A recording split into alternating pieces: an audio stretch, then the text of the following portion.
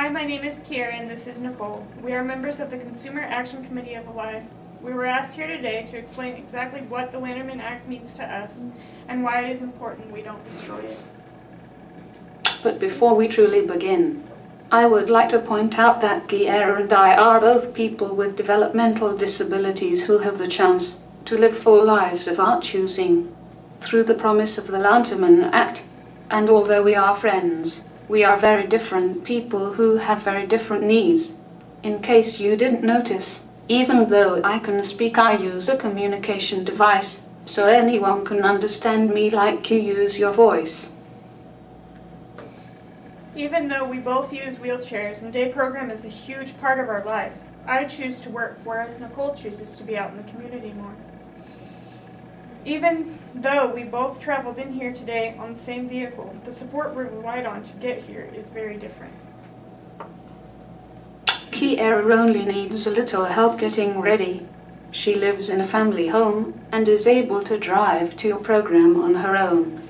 Unlike Kiara, I live on my own using supported living services to do the little things you take for granted, like getting up, going to the bathroom, and even the most basic things like eating and drinking. I also use paratransit services to get from place to place.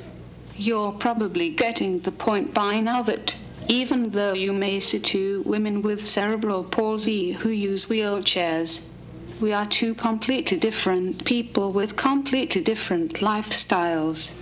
There is no possible way our lives could fit into the same box. We are different in the same way that we are all different from one another. And for us, the Lanterman Act and the IPP process is the key that opens the door to the lives we choose to live. Nickole, what exactly does the Lanterman Act mean to us? How is it so important? To me, the Lanterman Act is your promise to give me, and everyone like me, a chance at normal life, a quality life of my choosing, a life I want to keep living.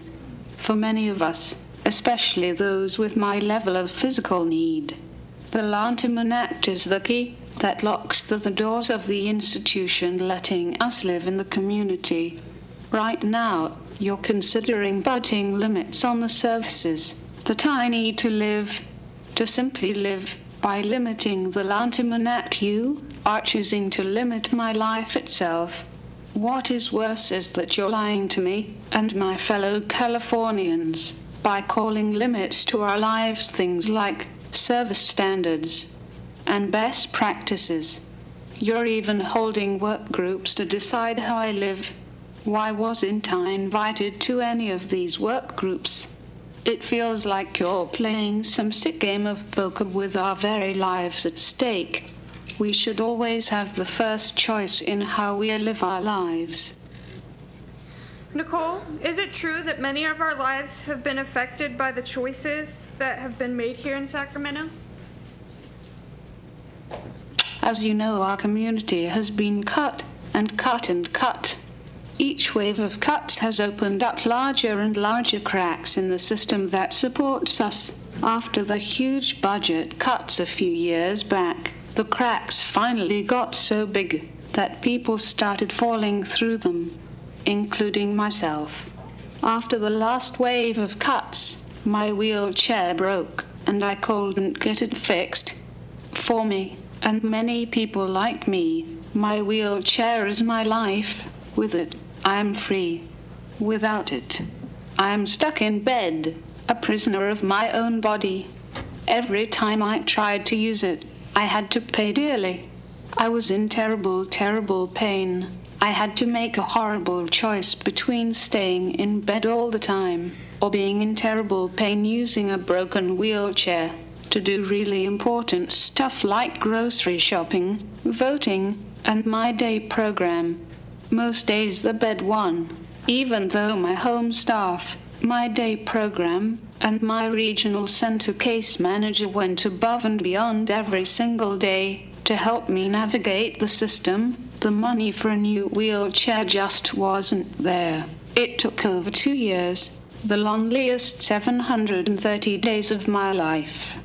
laying prisoner in my bed, before I was able to get a wheelchair that fit my body. I became very depressed and shut down. For 2 long, horrible years I felt like I was half a person, like I was in hell. I'm a proud Californian that has never let my disability limit who I am, only add to it. But because of the decisions our elected politicians made in Sacramento and keep making, I had no life, no freedom, and no self-respect for over 2 years.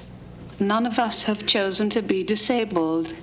As Kiara and I tried to explain earlier, disability is a strange thing. It is as unique from person to person as we are from one another. No one fits into the same little box.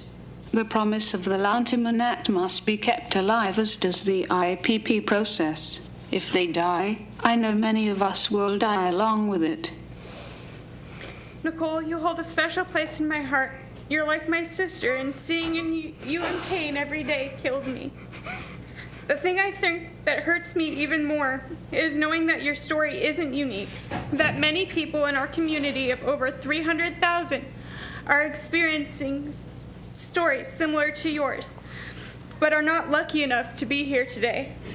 The Lanterman Act and its promise to serve us based on our individual needs must be protected. By protecting it, you protect our very lives.